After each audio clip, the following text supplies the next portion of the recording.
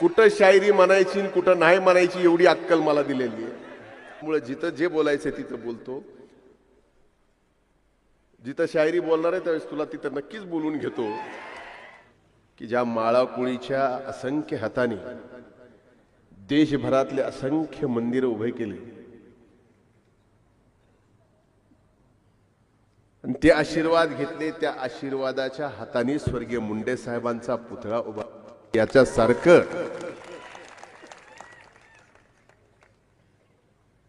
पुण्य आमच्या दोघांच्या नशिबी दुसरं कुठलं.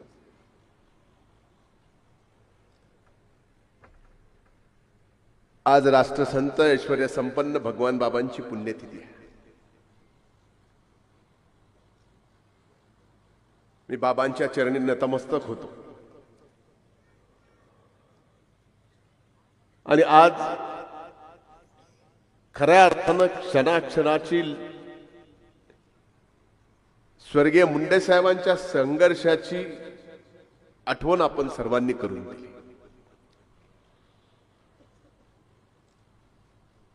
साहेबांचा संघर्ष हा स्वतःचा नव्हता. साहेबांचा संघर्ष प्रत्येक जाती धर्मातल्या त्या शोषित वंचित उपेक्षित माणसाचा होता.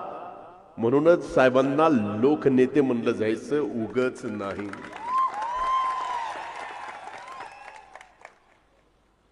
मग संघर्ष सोयऱ्यासोबत करावा लागला तरी केला आणि त्यांनी सुद्धा साहेबांचा संघर्ष सांभाळत सोयऱ्यांचा करावा लागला तरी तुम्ही केला.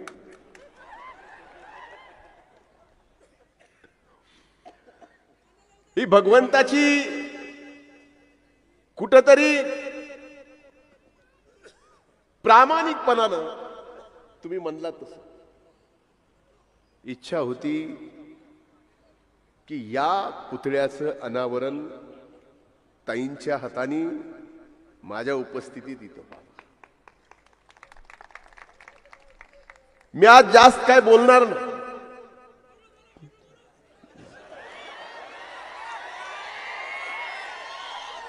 मला कुणीतरी बोला म्हणावं म्हणून मी हे बोललो. एकानं अनुमोदन दिलं म्हणून आता बोलतो.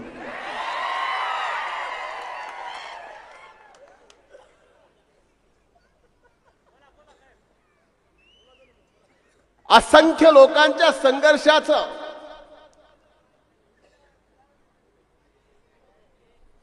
खरा सारथी कोण तर स्वर्गीय साहेब. साहेबांनी जेवढ्या संघर्ष यात्रा मग पहिली 93-94 असेल त्याच्यानंतरच्या अगदी शेवट अण्णा गोदाकाठची मी सावली सारखा साक्षीनं साहेबांच्या सोबत ताईंनी संघर्ष यात्रा केली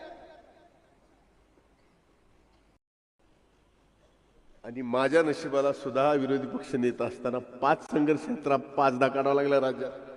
म्हणून आमच्या उगाच संघर्षाचा वारसा म्हणते तो आम्हाला. पण आता बरं आहे.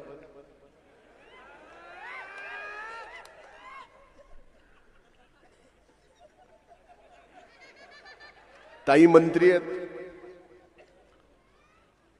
मी तुमच्यासोबत संघर्ष करतोय. ताई म्हणल्या की असं केल्यामुळे संघर्ष करावा लागतो. एखादाचा कोणाचा बळी गेल्याशिवाय असं होत नाही.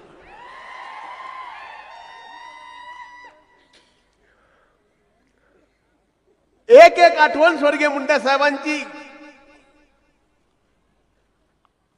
हजार पानं या सर्वसामान्य माणसाच्या एका छोट्या अडचणीसाठी स्वर्गीय मुंडे साहेबांनी संघर्ष केला. संघर्ष करत एका वंचित मधल्या किंचित समाजातल्या सामान्य माणसासाठी संघर्ष करून स्वर्गीय मुंडे साहेबांनी देशाच्या सार्वभौम सभागृहाच्या मंत्रिमंडळात मंत्री म्हणून उगाच नाही. हे साधं काम आणि आज तुम्ही हे सगळं जे जिवंत ठेवलंय, हे आमच्या दोघांच्या संघर्षामुळे नाही. तुम्ही साहेबांचा हा संघर्ष अशा पूर्णकृती पुतळा आणि भवन उभे करून आम्हाला सुद्धा वारंवार दोघाला आठवण करून देतात की तुम्हाला इकडं तिकडं बघून जमणार नाही. जे साहेबांनी संघर्ष सामान्यातल्या सामान्य माणसासाठी केला ते आम्हा दोघाला सुद्धा करावा लागेल. यासाठी हे आहे, हे पूर्णकृती हे भगवान आहे. मला कोळीवर किती हातोनात स्वर्गीय साहेबांचं प्रेम होतं मी सांगायची गरज नाही. शंकरांनी तर अनेक म्हणजे झोनबंदीच्या आंदोलनातलं उदाहरण दिलं, झोनबंदीचं उदाहरण शंकरांनी दिलं, दारूबंदीचं उदाहरण गोविंदांना दिलं.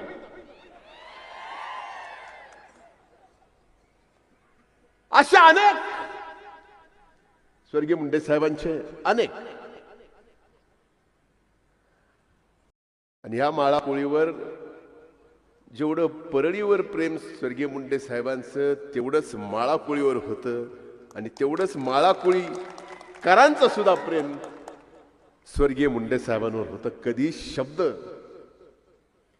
तुम्हाला ज्या ज्या वेळेस ज्याला ज्याला मदत करायची स्वर्गीय मुंडे साहेबांनी सांगितली त्याला त्याला तुम्ही आशीर्वाद दिला आणि त्यो आमदार झाला.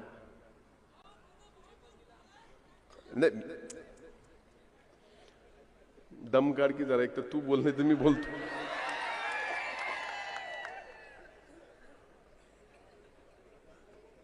मला 2004चं उदाहरण आठवतं, ज्या वेळेस स्वर्गीय मुंडे साहेबांनी अपक्ष चिखलीकर साहेब उभे होते त्यावेळेस चिखलीकर साहेबांना मदत करा म्हणून एक आव्हान केलं. चिखलीकर साहेब अपक्ष आमदार झाले. आत्ताच्या निवडणुकीत मी इथं येऊन भाषण करून नंतर व्हिडिओ पाठवून आव्हान केलं, आमचं सुद्धा तुम्ही ऐकलं. चिखलीकरांना पुन्हा आमदार केलं. मी प्रणिताताईंना म्हणलं की आज आमदार साहेब कुठे आहेत? ते म्हणले मुंबईत आहेत. म्हणलं मग ठीक आहे, पण आज एवढ्या मोठ्या आमच्या या आत्मीयतेच्या कार्यक्रमात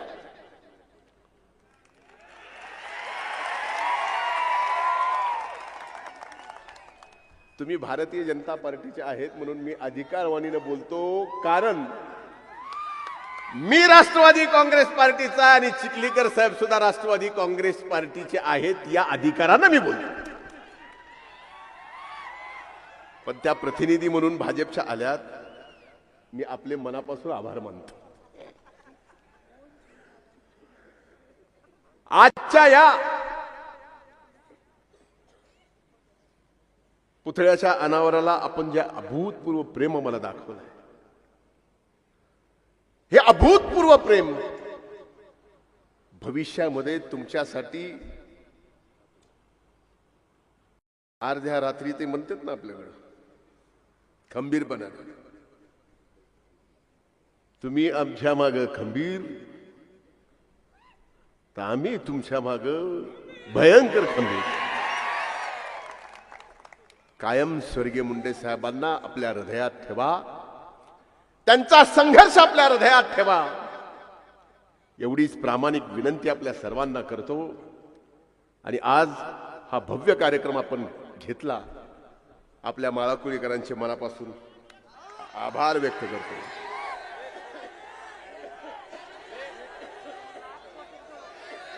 तुम्हाला माहीतच नाही माझं कुठं शायरी म्हणायची आणि कुठं नाही म्हणायची एवढी अक्कल मला दिलेली आहे. हे कार्यक्रम कुठला काय नाही तर काय शायरी म्हणजे मैफिल बसली कार्यक्रम वेगळा आहे. ती सभा विभा कुठं काय असलं तर हे आपला भावनिक कार्यक्रम, हे आपल्या हृदयाशी जुडलेला आपल्या लोकनेत्याचा. त्यामुळे जिथं जे बोलायचं तिथं बोलतो. जिथं शायरी बोलणार आहे त्यावेळेस तुला तिथं नक्कीच बोलून घेतो. खूप खूप धन्यवाद. जय हिंद, जय महाराष्ट्र. मुंडे साहब तुम आभार हो. धन्यवाद. धनंजय मुंडे साहेब तुम आगे बढ़ो.